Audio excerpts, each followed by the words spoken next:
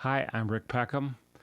I'm on the guitar faculty at Berklee College of Music. I've been there since 1986, and I have a new book that's called Berklee Guitar Chords 101.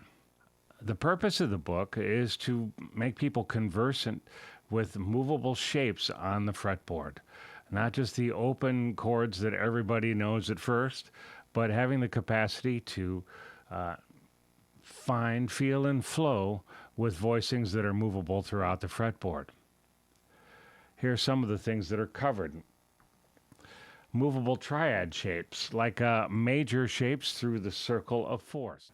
C, F, B flat, E flat, A flat, D flat, F sharp, B, E, A, D, G, C.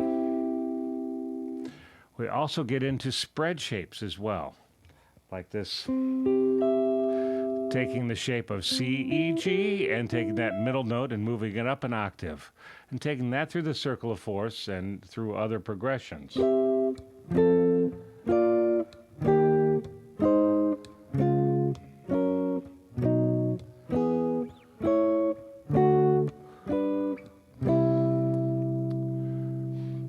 Also get into voicings called drop twos. These are voicings that are on 4 adjacent strings.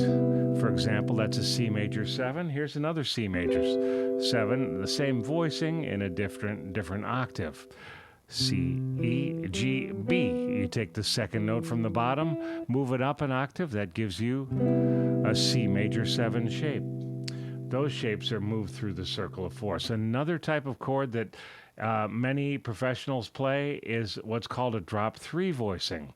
Drop 3 voicings are covered in this course by doing raise 2 and 3, taking C, E, G, B. I take the second note from the bottom and the third note from the bottom and move them up an octave, giving me this voicing.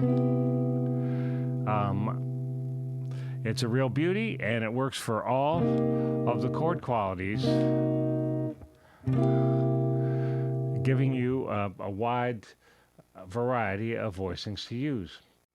I also address root 3/7 shells involving the root of the chord and the third and the seventh, taking C7, F7, B flat, E flat, A flat, and so on. After you get that together, we get into root 3/7 and tensions, like this, taking the 13th and then moving that around the circle of fourths.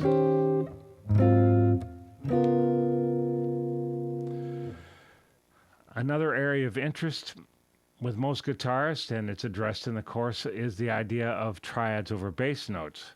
To give you an idea of this, one of my favorites is a 5/1. Taking a G triad shape and putting it over C. I could do it down here too. And that's a lot of the idea of the class, is to give you variety of choices. Not to mystify you with a lot of theory, but to make it so that you're able to use the theory to understand and move things around. So rather than just following the tabs or just finding a teacher to show you the voicing, you're able to build the voicings yourself. Let's look at the 5/1 through 12 keys. This is C. C is in the bass, and G is the chord above. So.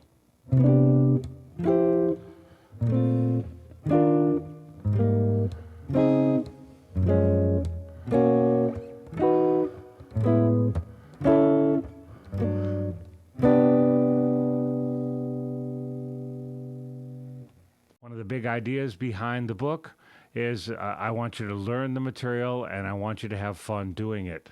A great way to do that is to play with great players. Here's an example of that.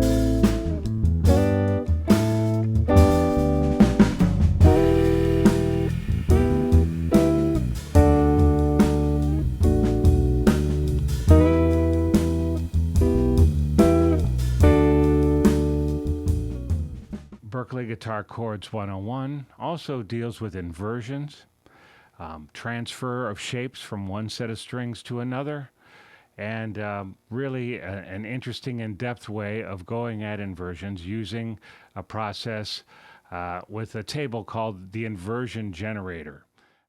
Play through this material, I think that you'll find yourself equipped for many, many musical situations. Work on your tone, work on your vocabulary, work on your time feel. Make it so that you're putting together the best possible harmonic performance that you can for yourself and in your collaborations with others.